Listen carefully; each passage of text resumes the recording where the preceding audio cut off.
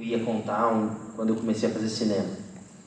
Um dia, o meu pai, que está aqui, que faz o Brizola no filme também, que é o Sapira Brito, quando eu estava na faculdade, depois que eu já tinha entrado na faculdade, ele disse, olha, quer fazer uma grande história? Tem uma grande história que não foi feita, que está aqui, muito próxima de nós, que é a história do episódio da legalidade.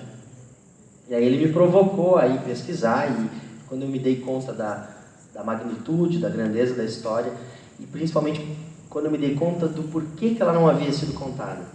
Porque ela incomodava muita gente, porque os protagonistas dessa história que a gente viu, 3 anos depois, ou foram exilados, ou foram torturados, ou exilados, torturados e mortos, né? Os meninos da base aérea de Canoas que se rebelaram contra a chacina que aconteceria em Porto Alegre, porque houve uma ordem superior de bombardeio, e esses meninos, como vocês viram na história, isso aconteceu, eles se rebelaram, pediram que os aviões decolassem, eles foram as primeiras vítimas da ditadura do Ayun. Então, era uma história que não foi contada durante os 21 anos da ditadura militar brasileira, porque dava um exemplo de civismo muito forte, inclusive para o Exército.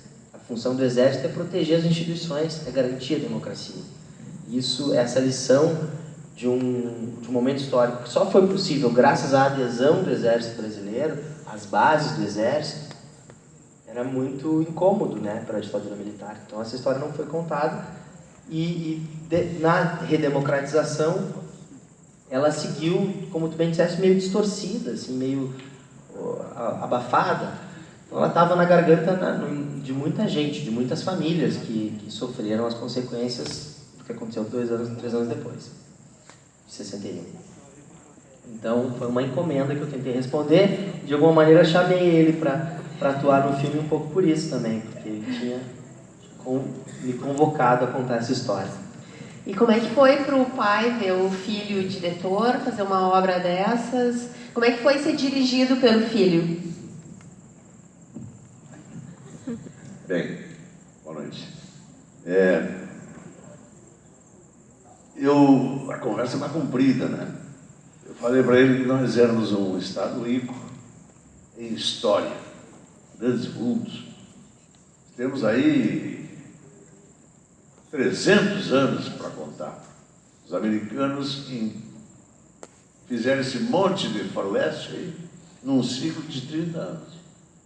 Quando começa a conquista do Oeste e termina com a ferrovia. Os gringos, em 30 anos, bordaram o mundo nesse cinemão deles aí. Então nós temos um manancial muito grande. E, lembrando-me dos fatos históricos, disse para o moleque, cara, aqui ó, legalidade dos toques diretamente. O último levante é uma coisa heróica, bonita, e dá um puta filme. Só deu porque eles são bons, Adriana, ele e a turma, né?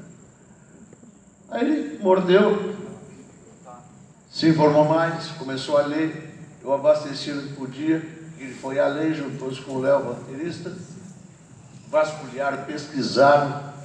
Bom, aí eles tinham material para fazer 20 horas de filme, mais. Tem esse tempo aqui na tela.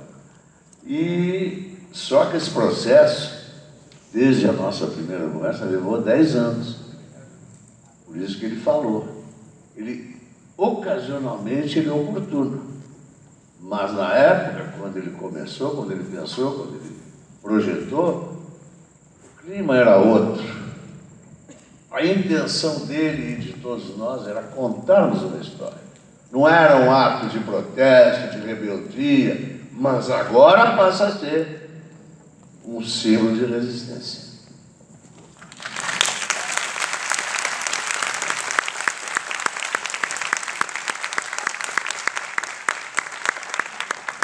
Antes de entrar e conversar um pouquinho sobre toda essa produção de arte com a Adriana, temos alguma pergunta na plateia? A gente não tem muito tempo por conta do horário dos queridos brigadistas que cuidaram